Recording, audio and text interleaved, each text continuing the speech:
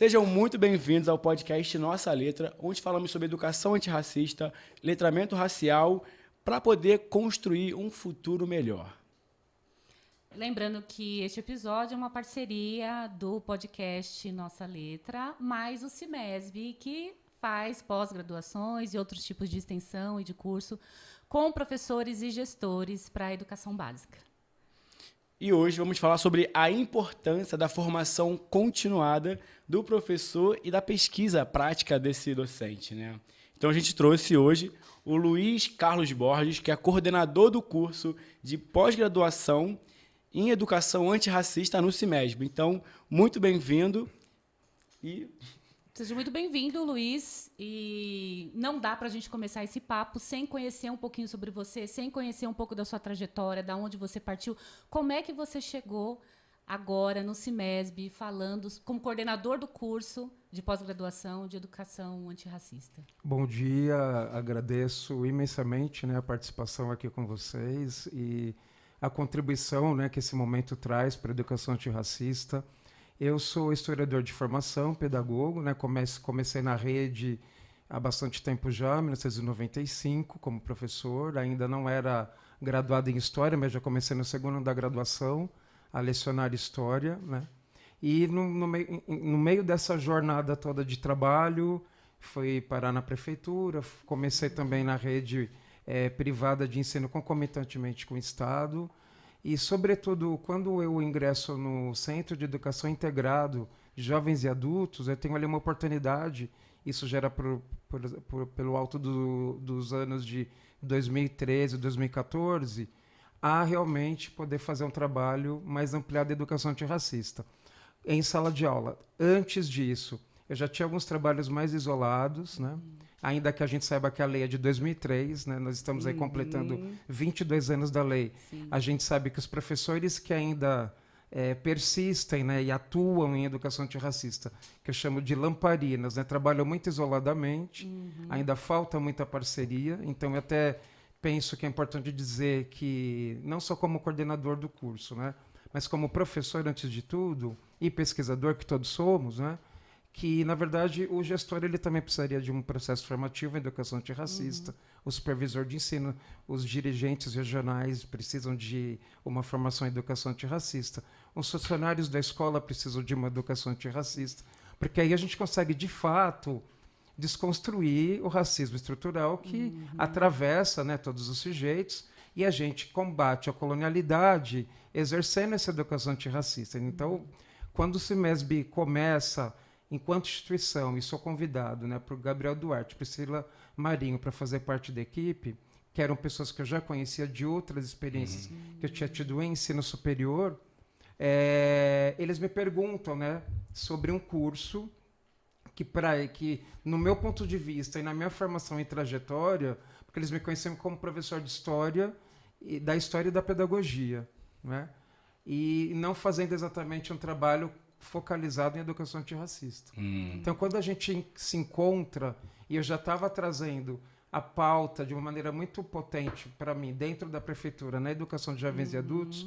que eu trabalho na Quebrada de São Mateus, zona leste da cidade, que é o CIEJA, Centro de Educação, Centro Integrado de Educação de Jovens e Adultos, professora Marlúcia Gonçalves de Abreu, que me deu abertura completa desde 2014, já que é uma modalidade de ensino que está muito tem uma centralidade em projetos, de começar um trabalho que eu posso dizer mais potente em educação antirracista.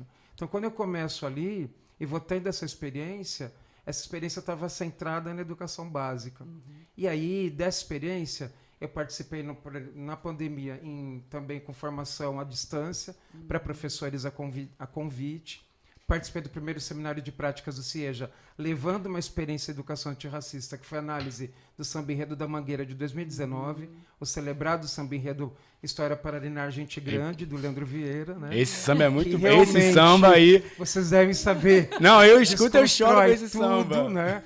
Eu falo para os alunos, gosto muito de dizer isso, que esse enredo ele vai trazendo uma desconstrução daquela história oficial tradicional que muitos de nós tivemos o nosso processo formativo, muitos dos nossos pais, avós, bisavós, que vai desconstruindo aquela história oficial Sim. e uma reescrita da história, já falando aí de um conceito que a gente trabalha muito no curso, que é o da decolonialidade, ou seja, uma história escrita a partir de lutas, Sim. resistências e vitórias, a gente não pode deixar, né, E de esse lado. samba arrepia demais. Quando a gente Então, fala... este samba... Porque é isso, quando fala assim, a princesa Isabel foi quem libertou lá, acabou com a escravidão, cara. E aí, samba, ele vem nesse tom de falar, Ele não, vem pera aí, nesse olha tom. só. Deixa eu recontar a história. Então, Vamos reescrever. Aí vocês me fazem lembrar que quando então Gabriel Duarte, Priscila Marinho do CIMES me falam dessa proposta, eu não tive dúvida que era uma educação antirracista. Eu literalmente me joguei porque eles disseram, olha, você então vai ter que desenhar o curso. Então foi uma experiência boa para mim, e desafiadora. E para gente que está na base da luta, da resistência e da potência, foi um desafio que foi me potencializando, entrar em contato com novos saberes, acrescentar novas informações e perceber que, na verdade, quando a gente está na educação ou ligados à área da educação, a gente está em processo formativo permanente. Né? Quer dizer, nenhum doutorado, nenhum pós-doutorado dá conta Sim. de uma série de pautas, temas, ideias, reflexões que vão compondo um trabalho de educação antirracista. Né? Então, aí eu falei desse que eu gostaria que fosse uma pós-graduação em educação antirracista. E aí eles toparam, escrevi, né, com as mãos tremendo, né, chamando os ancestrais, chamando meus orixás, meus guias espirituais, enfim, para que me auxiliassem naquela tarefa, né? Que eu acho que ela também tem muito essa coisa também da ancestralidade, evidentemente, né? A gente não está aqui por acaso, sem dúvida nenhuma. Pegar, é quase que uma pauta praticamente nova. Né? Praticamente Porque nova. eu fui entrar nesses assuntos no TCC. Então eu terminei a faculdade para poder conhecer nomes como Abdias de Nascimento. Exato. Que até então já era para ter tido isso há muito tempo, que há 22 anos de lei já era Exato. já é um tema que deveria ser muito mais falado. E você agora, aí o CIMESB vem com essa proposta. Proposta absolutamente desafiadora, porque primeiro ponto era o nome vai ser Educação Antirracista e já veio pronto para mim, da ancestralidade educação antirracista, porque a gente chama educação antirracista, por exemplo, dentro da rede municipal de educação, de educação para as relações étnico-raciais. Exato. E a minha ideia era ir direto para o recorte antirracista. Você sabe o que não essa era uma pergunta que a gente conversou sobre isso? Falei, por que ele escolheu esse nome? Acho que foi também né? pouco botar a cara para mostrar que nós vivemos num país racista, né? Sim. E a gente tem que o tempo inteiro ficar nesse debate contra a colonialidade. E falar de contra a colonialidade é falar de todo esse... E aí eu vou usar a história, né, para falar de todo esse panorama histórico que a gente tem, que a gente chama na história de fenômeno de longa duração ou de permanente histórica, de entender essas relações de manda-obediência, dessa relação senhorial, que a Marilena Chauí muito pontua, que perduram, que perpassam todos os séculos, desde o processo violento do escravismo e da própria colonização de 1500 até os dias de hoje, né? Sim. Então, falar de educação antirracista, para mim, era uma forma de dizer, obviamente, um combate ao racismo e também de combater a colonialidade. Né? Quer dizer, o que é isso, combater a colonialidade? Né?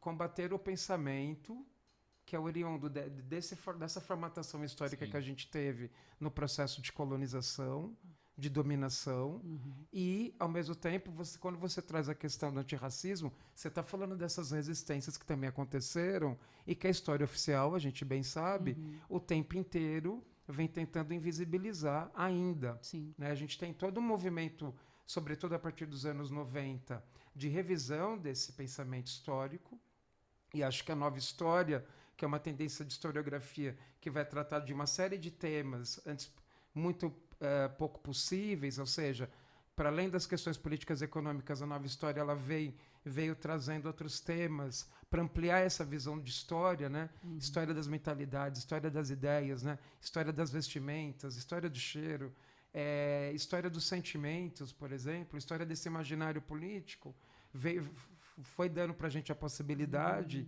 de ter um panorama mais amplo do que são os sujeitos, né? E nesse panorama a gente vai percebendo o quê, né? entre a história oficial e essa história crítica dos anos 90, que é quando eu estou lá na graduação de História e começo a abandonar a possibilidade de trabalhar com questionário, que era alguma coisa absolutamente tenebrosa entre pais e estudantes. Como assim? Não vai ser mais uma história decorada? E aí eu, segundo ano da graduação, né? Vamos trabalhar com textos, com ideias. Estava começando o símbolo e o signo da imagem, trazido pela Nova História também, que era essa leitura de imagens, trazer documento para a sala de aula. Pensando nessa reformulação que você está falando sobre a educação, e eu acho que a gente vai entrar até nisso um pouco mais para frente, mas como é que você era recebido tanto nesses espaços educacionais? Tinha um pouco de rejeição? Você encontrava um pouco de resistência, muita resistência. do corpo diretivo, dos funcionários, Sim. de outros professores, que a gente sabe também que nem todo mundo quer trabalhar, né, fazendo as temáticas de forma transversal, né? Então existe uma resistência. Você encontrou essa resistência aí no meio da sua caminhada? Até porque de novo, isso é novo, né? É novo. É uma nova história que você está contando. É uma nova Para história. poder as pessoas aceitarem isso, pode ser uma resistência mesmo. Justamente porque, até usando de novo esse pensamento da história da cultura, existe uma mentalidade constituída do que seria uma verdade histórica, que a própria história oficial vai trazendo. E eu, na segunda metade dos anos 90, vou me defrontar antes da pauta racial, enquanto historiador, não pensando ainda na pauta racial e talvez me refletindo sobre a minha negritude ali, talvez só a partir dali, né? Porque até então você não se reconhecia como uma pessoa negra. Né? Por as primeiras décadas, eu estou com 53, as vésperas de 54, mas as primeiras décadas eu era o moreno de cor. Né? Fui criado num lar que eu tenho muita tranquilidade para dizer que era um lar racista, falo isso para os meus alunos, tanto da educação básica quanto do ensino superior. Né? Sou apaixonada pelos meus pais, agradeço eles a tudo que eles me puderam ofertar, né? Meus pais já fizeram, já encantaram, né? Mas eu tenho essa consciência daquele momento que eu vivi e dessa minha desconstrução para chegar na educação antirracista. Só que antes de chegar na educação antirracista, o primeiro grande embate, os primeiros grandes entraves, né? As primeiras existências era trabalhar uma história que não fosse uma história factual, decorativa, memorizante. E esse foi o primeiro grande embate entre alguns professores veteranos, mais tradicionais, e professores como eu, que estavam ali, entre aspas, fresquinhos de graduação. Lá vem ele, né? Quem ele pensa que é. Né? Cheio de energia. E aí tem a questão da idade, né? Porque eu era um jovem de 22, 23 anos e um professor que estava ali...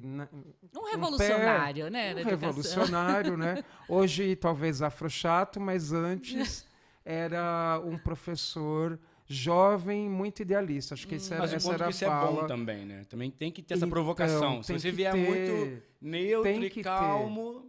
Exatamente, porque daí você fica numa neutralidade, passividade que não vai nada também, entende? Você não se constitui dentro daquele espaço, né?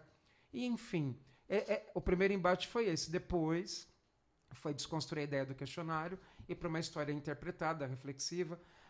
Na segunda metade dos anos 90, quando a gente pensa em termos como educador, né? E quando a gente pensa em termos de material didático, começa a haver uma sensível renovação dos materiais didáticos, os documentos históricos começam a aparecer nos materiais, há um investimento em imagens também. Eu lembro que no final dos anos 90 também, 98 para 99, eu estava terminando a especialização em História da Cultura. E o meu tema de TCC era análise de imagens, entende? Então, essa história da imagem também, como documento, como fonte, também era alguma coisa que estava inovando o ensino de história, né?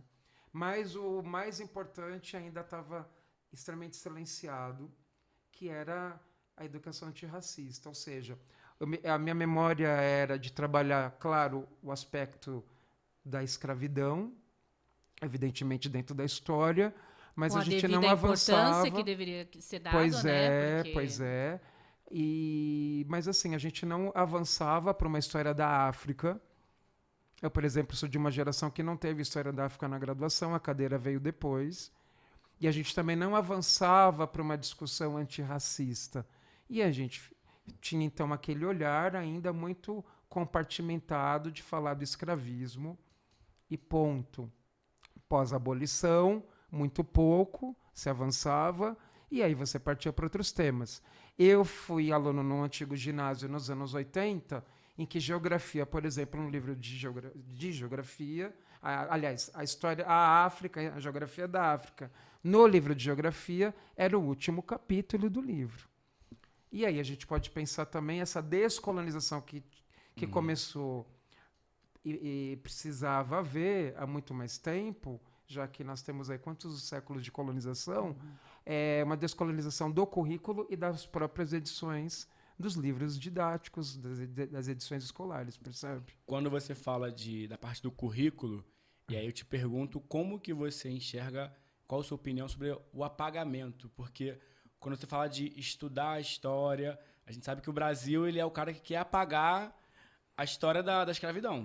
Então, o melhor papo para eles é que nunca existiu, nunca teve escravidão aqui, não vamos ter museus, não vamos ter nenhuma referência. Não vamos ter memórias, não é? Não vamos ter memória. E aí vocês trazem no curso os passeios, para quem está em São Paulo, os passeios, as visitas, né? As visitas E aí como é guiadas. que isso chega para vocês? Qual é a proposta? Como que é a sua opinião dentro dessa parte das visitas? Então, a primeira é interessante que aí a gente volta na questão do curso, né? De quando vem a proposta e a gente desenha essa proposta, eu apresento ao CEMESB, é aprovada, e aí para todas as outras instâncias, né, normativas que são necessárias para a aprovação de um curso, MEC, etc. E aí eu não abri mão de dizer para o CEMESB, eu quero uma aula inaugural. Olha aí, eu quero uma aula inaugural, né? Eu posso, Acho né? justo. Lembrando que somos herdeiros e herdeiras de rainhas e de reis de Somos África. herdeiros Então de eu já reis e chego rainhas. nessa perspectiva, Já chega com a coroa, com né? a Já chega coroa gigante. brilhando, né? Eu falo pro meu Chegou filho. Edilson. Eu falo, Entende? Aquim, ó, você, ó, isso aqui é teu cabelo, ó, isso aqui é tua coroa, cara. Eu falo pra ele. Tem que lembrar. Não pode, o Ori é a nossa coroa, né? A nossa centralidade de energia está ali, né? O que vai ser determinante para as nossas formas de pensar, sentir, agir, né? E atuar. E aí eu falei, eu quero uma aula inaugural, e essa aula tem que ser no Centro Histórico de São Paulo, que a gente circunscreve como subdistrito da Sé. E começa, esse desejo vem, e aí eu volto no tempo, porque é historiador, né? Vocês vão percebendo isso, a gente vai e vem. Vai e Isso é uma volta. delícia também, Sim, né? é o reflexo, E aí né? é o reflexo. E aí, em 2008, eu estava às vésperas de fazer uma cirurgia ortopédica importante de fêmur, né? Que me exigiria aí um repouso muito grande depois. E eu estava num momento assim de dores muito profundas, né? Porque eu tinha uma artrose degenerativa, uma questão de nascença, etc. e tal. E já à base de analgésico, porque faria essa cirurgia no final de dezembro de 2008, aliás, 2018, eu resolvo entrar no site Instituto Bexiga de Cultura e Formação, de cultura popular, né, e formação, e vejo lá um rolê, Territórios Negros. E aí eu peço licença à ancestralidade, me encho de analgésico e vou para esse rolê. E aí eu fiquei, queridos, absolutamente impactado e mobilizado, na verdade, né? Porque eu, na segunda metade dos anos 80, voltei no tempo de novo, era office boy, uma profissão Que bom que hoje você em tem extinção. boa memória, né? Mais ou menos. Eu já não Mais posso ou ser menos. historiador, não. E aí eu me lembrei, quando eu estava lá, por exemplo, atrás da Catedral da Sé, eu passando rapidamente, com 13, 14, 15 anos pelo centro, para levar papéis de um lado para o outro da cidade, como office boy, e pensei, eu não conhecia a história dos meus antepassados. Primeiro, teve o processo de eu me reconhecer negro, né? E aí os embates com a minha mãe, que meu pai já era falecido. Meu pai era um negro não retinto como eu, né? Ainda que fui adotado, a gente era muito parecido fisicamente, isso é muito legal lembrar também. E a minha mãe, uma mulher branca, obviamente, né, filha de italianos. E aí eu moreno, e aí eu comecei a questionar como assim? Aí percebi meus traços negroides, entramos em muitos embates. E nesse processo, né, quando eu chego em 2018, para fazer o curso, eu realmente entendi o que era estar numa cidade como é a nossa aqui em São Paulo, repleta de monumentos, que vai no ponto do apagamento, que a gente também pode chamar de silenciamento, que eu acho que é muito forte também a ideia de silenciamento, porque a gente está falando de vozes que foram, de algum modo, silenciadas e sujeitos que foram apagados, né? E aí eu entender que os lugares que eu passava tinham uma memória negra em camadas, né? Porque a gente está falando de uma cidade que é um grande sítio arqueológico dessas memórias, dessas vivências afro-indígenas, que para nós, quando estamos lá, é de grande emoção, né? Porque a gente se conecta com as energias e com os sentidos e significados daqueles lugares todos.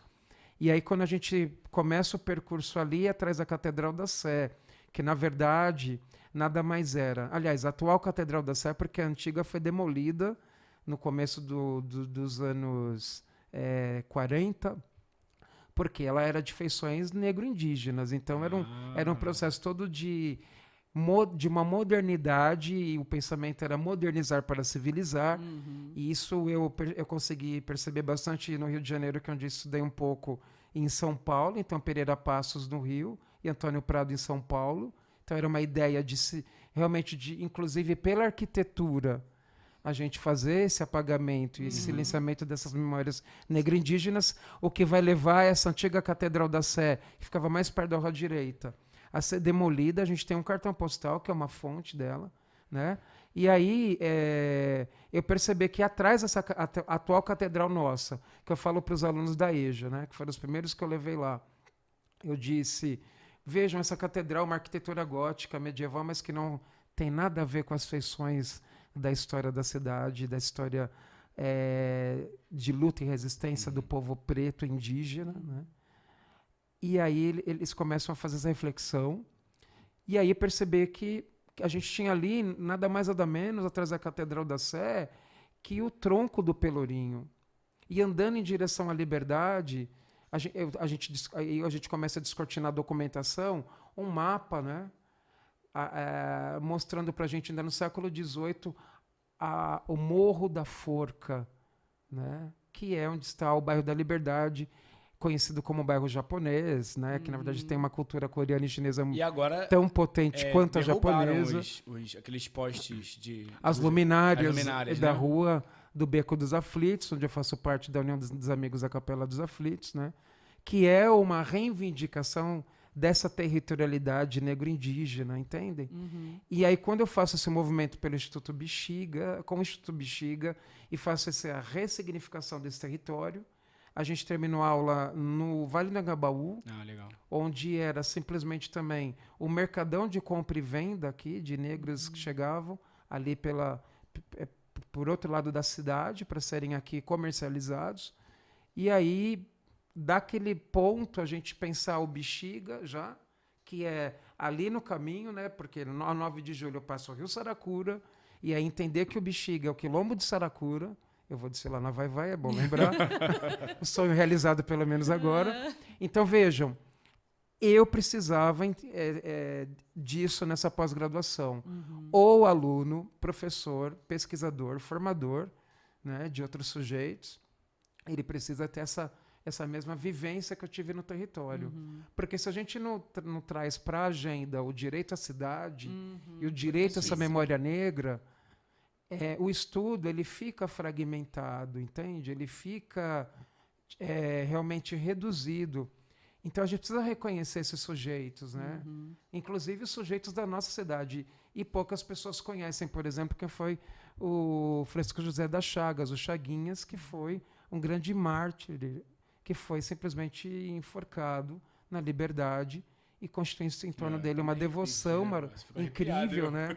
Chaguinhas foi um soldado de Santos, né?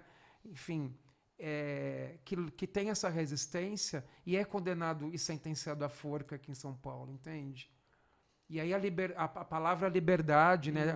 Há muitos indícios, está muito ligada a essa história do Chaguinhas, que os relatos vão trazer que ele, com 3 tentativas de enforcamento, ele acaba sendo morto a pauladas provavelmente retirado da forca, né, naquele espetáculo horroroso Sim. público que era o processo de enforcamento, né, assim Sim. como era o de açoitamento. Interessante que a gente percebe, quando pensando só nessa questão da mentalidade histórica, que é um processo mental, que é uma estrutura mental que vai se dar em todo o Brasil, né, durante o período Sim. escravista. Porque quando eu estive no Rio, e eu fico arrepiado de dizer, É. no cais do Valongo, né, com 500 mil desembarcados aproximadamente, e você começa a andar na pequena África, e você reconhece que as mesmas práticas de um pensamento colonial daquele período, né? Sim. Inclusive, existe um livro chamado Manual Jurídico da Escravidão, que vai legitimar todo esse processo, né?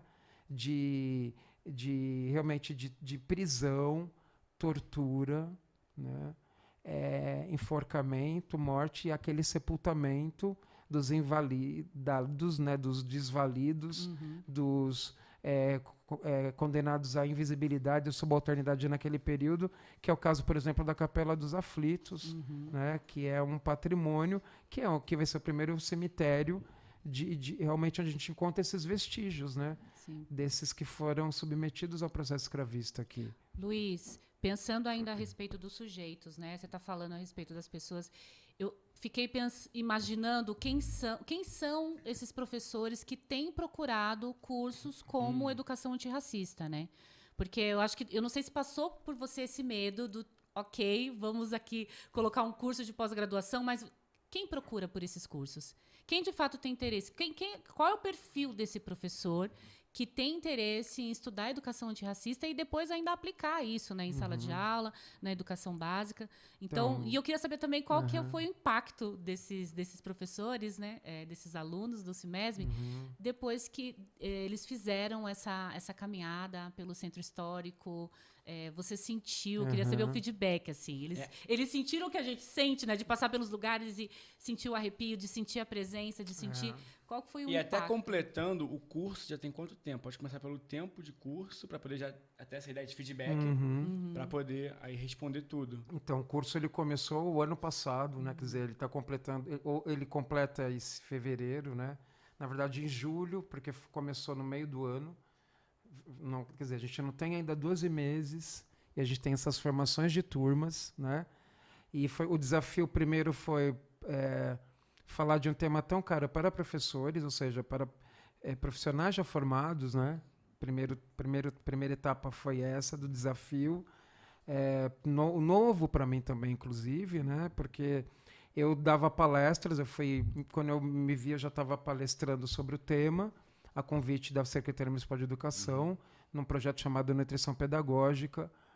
E depois eu comecei a ser convidado para fazer processos formativos em escolas. Por exemplo, na prefeitura a gente tem uma jornada de formação, né, integral, que acontece toda semana, e que é a GEIF. E aí eu comecei a ser chamado por diretores, coordenadores, e não parei, né? Esse movimento já acontecia antes de eu chegar no CIMESB. Então, quando eu chego no CIMESB, eu já tenho um pouco consolidado alguns temas a partir da ideia direta da formação por esse manual aqui, que é o nosso currículo da cidade, que é de legal. orientações pedagógicas. Muito bom, hein? Esse, no caso, é para a educação antirracista, né, ou para a educação das relações étnico-raciais. Então, a gente tem esse material, que é uma de referência na rede, poucas redes têm, e a partir desse material que os professores começaram a se debruçar com coordenadores em algumas unidades, eu comecei a fazer algumas interlocuções. Mas, a partir desse exercício, né, na rede, e como dando palestras e depois nesse processo formativo, aí quando eu chego no CIMESB e me deparo com esse novo campo de trabalho, né, que é a pós-graduação em educação antirracista, eu já tinha estado numa pós-graduação, mas em educação social, então a pegada era outro recorte. Eu, a princípio, imaginava que eu teria majoritariamente professores da rede, porque na rede, por exemplo, municipal, os professores vão fazendo cursos para suas progressões de carreira, né, faz parte da política de progressão de carreira o processo formativo, mas numa educação continuada, o que é fundamental, né? Quer dizer, O professor da rede, ele estuda ao longo da sua jornada, aí ele pode estudar, inclusive, até as vésperas da sua aposentadoria, e aí, conforme vai se estudando, vai tendo um acréscimo de salário na medida em que ele vai entregando esses certificados, né? Existem muitos cursos por aí, né? E aí eu, quando vou para esse lugar do curso, eu fui percebendo esses professores chegando com uma enorme vontade de aprender. E aí eu, a partir dessa enorme vontade de aprender, eu também fui me motivando a cada vez mais pesquisar, porque eu não tinha esse curso pronto, né? Então, na medida em que que eu montava uma unidade de encontro, porque são encontros a princípio mensais, né? Eu nesse intervalo tinha outras demandas, que era fazer as correções das atividades que são exigidas a cada encontro e, ao mesmo tempo, elaborar a aula seguinte. Então, esse era um desafio, porque não tinha tudo formatado já, né? Porque no tempo de convidar era o tempo de começar o curso, então foi outro desafio. Sim. Eu não parei o tempo inteiro de pesquisar, de ler trabalho, pesquisar e ler trabalho e montando as aulas, né? Tive a oportunidade de convidar também parceiros para trabalhar comigo. E é interessante que, quando começaram a abrir outras possibilidades de outras turmas, porque a demanda foi aumentando muito, eu Já percebi... formaram quantas pessoas? Já estamos aí... A gente já formou aproximadamente umas 40 e a gente está formando aí mais umas quantidades bem significativas, né? Porque vão agregando sempre outras matrículas na medida em que as pessoas vão tomando contato, inclusive nas suas unidades de ensino, né? Agora, interessante é que saiu da rede, né? Saiu da rede porque eu tenho, por exemplo, primeiro que eu tenho alunos do outro lado do Brasil, lá do Amapá, lá na outra ponta, Então que eu pode não ser esperava. híbrido, pode ser Ele é híbrido, presencial. na verdade ele é híbrido para todos, porque ele é nível São Paulo e Brasil. A gente depois começou uma turma Brasil, paralelamente, né? E é interessante que as visitas é para quem está em São Paulo, o que não impede de quem esteja em outro estado tendo a oportunidade venha também. E criar também seu próprio circuito, né? E criar seu Porque eu acho próprio que também circuito conhecer o seu afrocentrado. território, né? Exato. Também entender, Mas né? aí a gente tem gente do serviço social, a gente tem gente da saúde, a gente tem gente que trabalha em educação penitenciária, a gente tem gente do direito, por exemplo, fazendo esse curso. Isso é interessante saber que não só o professor em si, mas também outros profissionais Outros estão profissionais, e aí procurando o desafio aumenta, porque obviamente a minha linguagem ela tem a sua centralidade na educação, mas também é interessante esse movimento multidisciplinar, né, porque também agrega outras carreiras, porque eu percebo quanto o tema ele é urgente e ele, por exemplo, agrega para alguém que é formador no âmbito da saúde continuada, por exemplo, educação continuada em saúde, Sim. por exemplo, entende? Sim. Porque, e aí eu fiquei pensando, se a gente considerar o racismo estrutural, que ele está em todas as áreas do conhecimento, em todos os locais, faz todo sentido que pessoas que a gente nem imaginava que não fossem da educação se aproximassem e tivessem aderência. E tem disciplinas que realmente elas são muito para professor, né? Por exemplo, eu tenho lá uma disciplina que chama-se Objetos de Conhecimento em Educação Antirracista, que vai trabalhar questões relacionadas à metodologia em sala de aula, né? Quer dizer, como que a gente constrói práticas educativas afrocentradas. E interessante que eu deixo muito claro, a gente não dá receita, não tem um receituário de como fazer, né? Tem o livro da Djamila Ribeiro, né?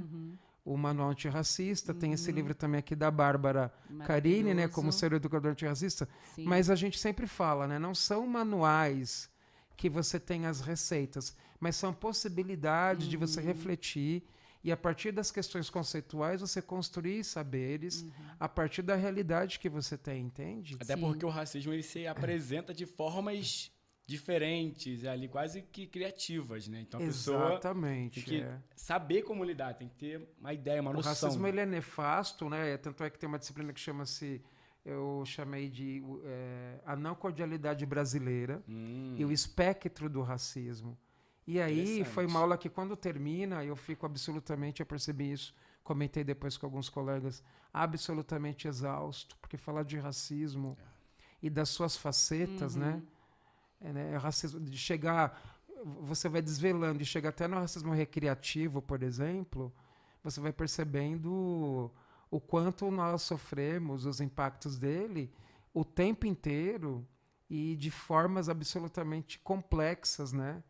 E todas elas enraigadas nesse seio da sociedade colonial que nós fomos formados e criados, né?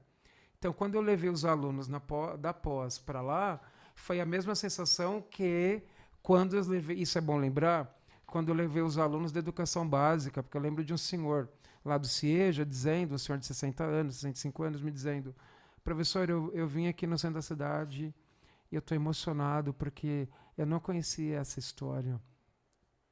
E eu ouvi e ter as mesmas sensações de alunos meus da pós, que são professores há bastante tempo, e não conheciam, né, esses reflexos do que foi o escravismo na cidade, tampouco essas memórias, né?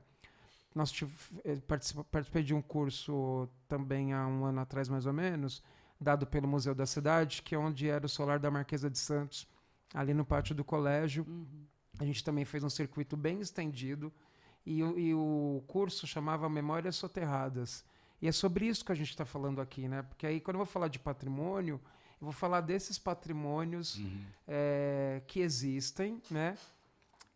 Algumas referências patrimoniais, elas já são afrocentradas, né? Como, por exemplo, o caso da estátua da Madre Eunice na Liberdade, como, por exemplo, o caso do busto do Luiz Gama, que praticamente ninguém conhece, no Aroche, né? Ou a estátua da Mãe Negra que amamenta, que fica em frente à igreja do Rosário dos Homens Pretos de Santa Efigênia. Então, a gente tem aí um acervo que precisa ser problematizado cada vez mais, mas a gente também não pode perder de vista que nós temos uma memória colonialista, racista, que ainda também faz parte dessa memória da cidade, como, por exemplo, né, o Monumento às Bandeiras que a gente tem no Ibirapuera, que inclusive foi feita uma leitura muito crítica dele pelo Leandro Vieira no samba que aqui a gente já falou, né, porque ele aparece lá e eu mostro isso para os alunos numa aula que eu dei sobre esse samba da Mangueira, e aí vem um carro que é o monumento às bandeiras aqui, sangrando na avenida, né, tinta vermelha.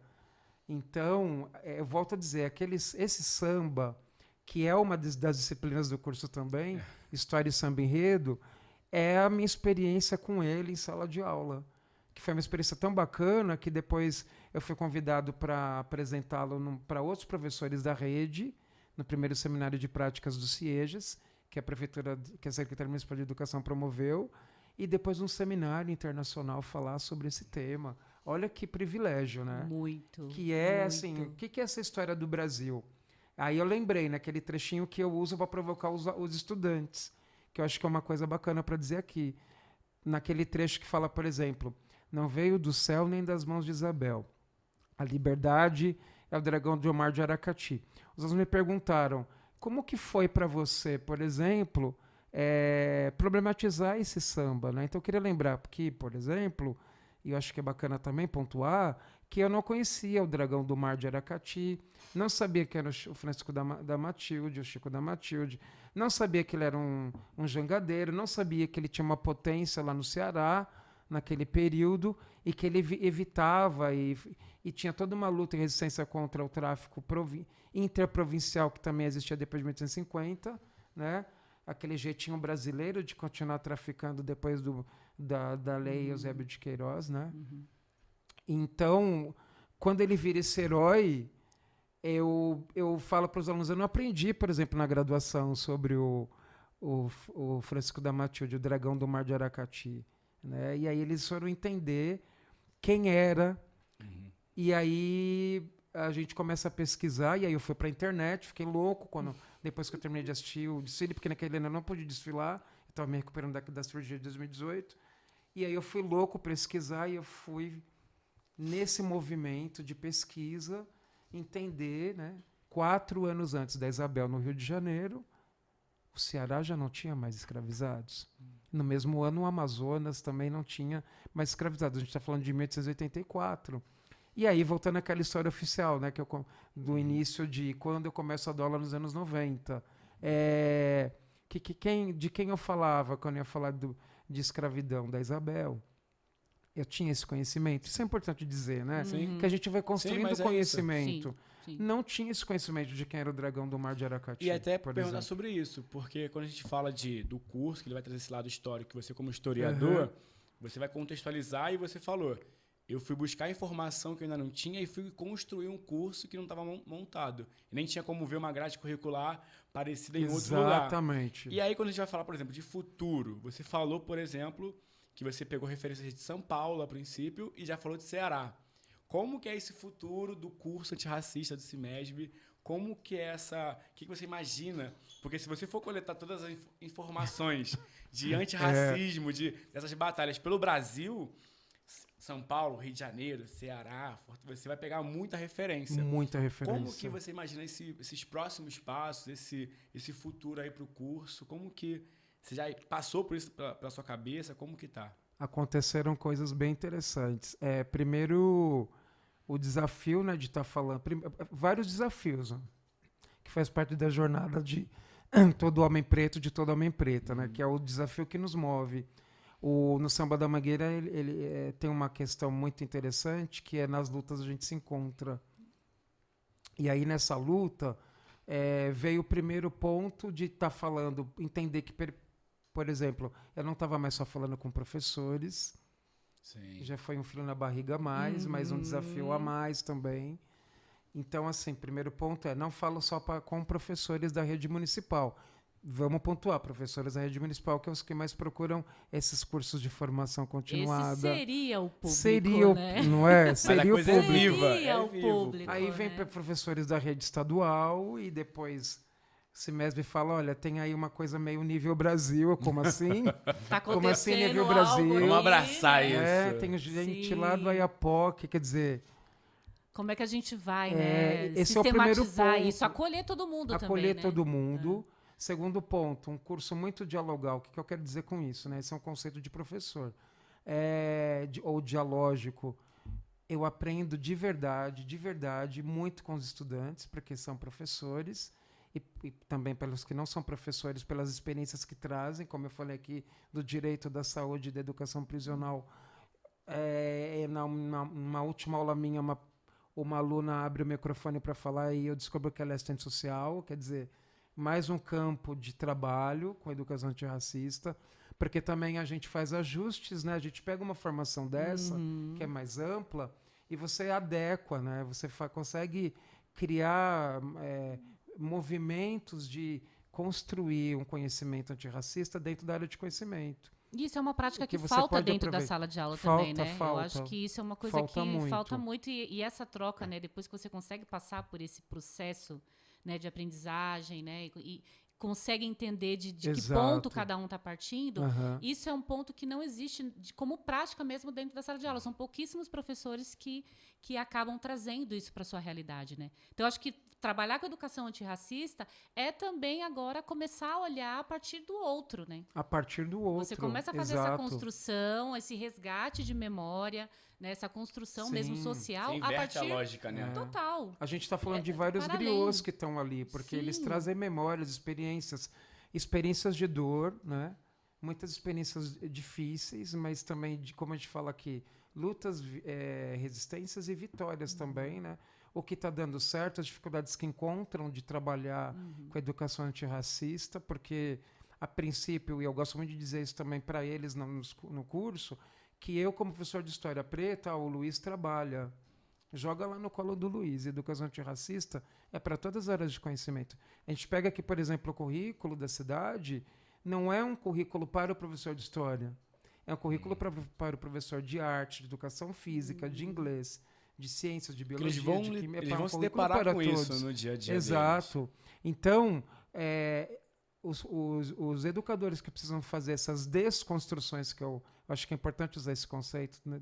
Desconstruir uma mentalidade e se aproximar da educação antirracista, porque o racismo estrutural, inclusive, atravessa a educação, eles precisam fazer esse movimento de compreensão de que o conhecimento de educação antirracista é para todas as áreas, entende? Não Sim. dá para você centrar para o professor de História e Geografia trabalha. Quer dizer, você se descompromissa se você tiver esse tipo de mentalidade. E aí, o que acontece? Quando eu estou lá quase fechando um ciclo, os alunos começam a fazer o seguinte comentário: mas esse curso vai ter continuação, né, professor Luiz? Já fica aí. Aí eu, então... e aí esses feedbacks foram chegando num volume que aí o CEMESB já me fez uma segunda proposta. Isso é muito bom. Que é muito bom. Continua que é nos de um próximos programa de pós, né, que é uma proposta de um programa de pós-graduação, né, que a princípio, spoiler aqui, eu estou chamando de pós-graduação em estudos avançados em educação antirracista. Isso é bacana. E aí eu estou convidando outros parceiros, outras potências e criando outras disciplinas complementares a partir das experiências que a gente teve ali, entende? Então, da experiência que eu estou tendo com eles nessas trocas, eu comecei a pensar outros temas e outras possibilidades. E a gente vai vendo que não se esgota, porque é um grande novelo, né? E desse novelo, que é a educação antirracista, você vai percebendo quantos temas vão se apresentando como proposta de reflexão. E dentro de cada tema, quantas leituras, quantas referências bibliográficas a gente tem. Isso é muito interessante, né? Porque a gente vai construindo saberes. Essa história de eu estar na frente da TV, vendo o desfile da Mangueira, e aí eu vejo lá: não veio do céu, nem das mãos de Isabel, a liberdade é o dragão do mar de Aracati. Pausa, computador. Aí os alunos ficam me perguntando: e aí, como é que chegou nisso? E aí eu assisti o desfile inteiro, depois peguei calhamaço de sulfite e fui escrevendo tudo que eu tinha de possibilidade. Depois, e aí tinha também os comentários da emissora, né, que algumas coisas acrescentavam, eu aproveitei o que dava, e aí fomos fazer uma série de pesquisas, e aí eu fui entendendo como que o Leandro Vieira fez uma pesquisa. Você precisa chamar ele para fazer uma entrevista, para dar uma aula. Aula magna. Sim. Conheci o Leandro Vieira depois. A próxima aula inaugural.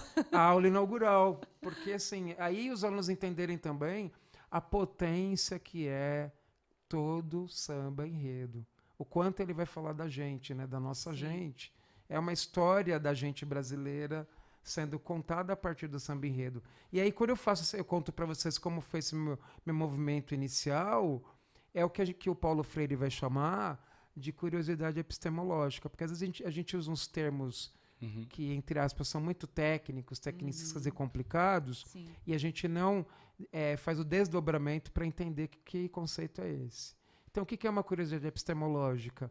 É a gente estar numa quebrada, por exemplo, num baile de preto, por exemplo, e a gente saca o celular da gente e começa a fazer uns vídeos e umas fotos do povo que está lá, daquela musicalidade que está lá, das expressões de corpo, de alma, né? Do sentir, do pensar, do agir.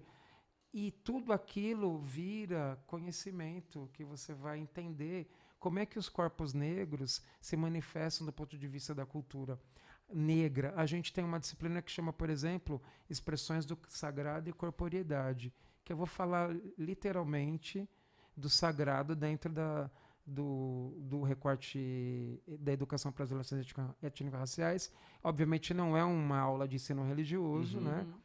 E aí é um tema também espinhoso ainda dentro da escola, falar da ancestralidade e dessa matriz das umbandas, que eu chamo no curso, e dos candomblés, porque a gente está falando de uma diversidade religiosa imensa também quando fala de umbanda e candomblé, né? Mas são movimentos que mostram o que é você construir conhecimento, né? Que o professor precisa chegar neles, entende? Mas sem curiosidade epistemológica, a gente não chega em lugar nenhum. E hoje todo mundo anda com seu celular que é uma área da história que já é essa história no âmbito da pesquisa, que é uma história digital, né? Estudei isso um pouco nas disciplinas de doutorado, história digital, que é você realmente, a partir desse movimento digital, entender que o nosso celular é um grande arquivo de memória e de documentos que a gente pode usar em sala de aula, inclusive, né? Inclusive, isso que a gente também está fazendo hoje. Porque o que a gente É está deixando verdade. aqui é memória. É memória. É memória para você, para sua história, que é incrível. É memória para o CIMESB. É memória para nós. Sim, porque essa parceria nossa incrível, que ela reverbera a memória. E a parceria, porque a gente acredita que realmente precisa dessa conversa, desses ensinos, para poder a gente construir esse futuro. E o CIMESB está fazendo isso, que é trazendo essa proposta para os professores.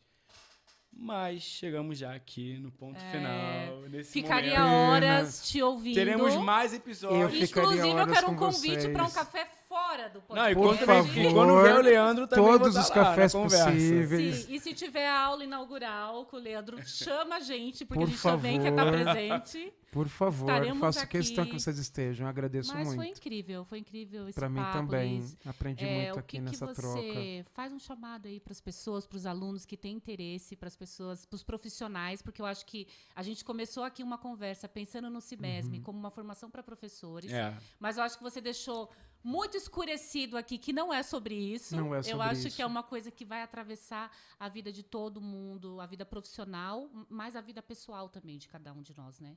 Então faz uma chamada aí para os próximos, para quem vai te assistir, para quem vai te ver, né? Para o teu curso, para de fato quem é que vai te buscar, o que ele vai encontrar. O curso realmente em educação antirracista, né, que é esse curso que a gente pode também chamar, né, de educação para as relações étnico-raciais, é um curso que realmente ajuda, inclusive, né, potencializa a partir da sua grade curricular e dessas experiências. A gente tem uma experiência no Museu Afro, a gente tem uma experiência no Centro Histórico de São Paulo, por exemplo, né, uma experiência num restaurante com comida africana. A você, enquanto cidadão brasileiro, independente, inclusive, da sua origem, né, a se reconhecer dentro de uma sociedade que precisa de mais pensamento crítico, de novos saberes sobre essa realidade com recorte étnico-racial. Então, o curso é um curso, sim, para professores trabalharem em sala de aula, mas é um curso para qualquer pessoa de qualquer área de conhecimento, porque a gente se torna melhor quando a gente tem uma visão ampla de quem somos e de onde viemos, entende? E o que podemos ser a partir dali. Então, eu acho que, antes de tudo, é um curso que nos faz ser cidadãos mais qualificados de verdade. Sai um pouco daquele planejamento de papel que a gente tem que fazer para entregar em escola, quem trabalha na educação, e, de fato, vivencia essa prática que o Paulo Freire sempre nos falou, né, de uma educação realmente que possa contribuir para uma sociedade mais justa, igualitária e com equidade. Então, eu convido a todos a fazer esse curso, que está incrível, né? E que possibilita que a gente tenha uma visão mais ampla da realidade, contra, né, toda essa onda que a gente tem de negacionismo histórico, de uma história que não deve ser crítica, né? Então, a gente traz mesmo o pensamento crítico como possibilidade para que a gente também possa realizar sonhos e viver melhor. Com toda certeza. Obrigada. Muito obrigado. Muito obrigado, Luiz Carlos Gratidão. Borges. Axé, obrigado. E lembrando, gente, que esse curso é uma parceria do Instituto Letra Preta com o CIMESB, e até breve, até o próximo.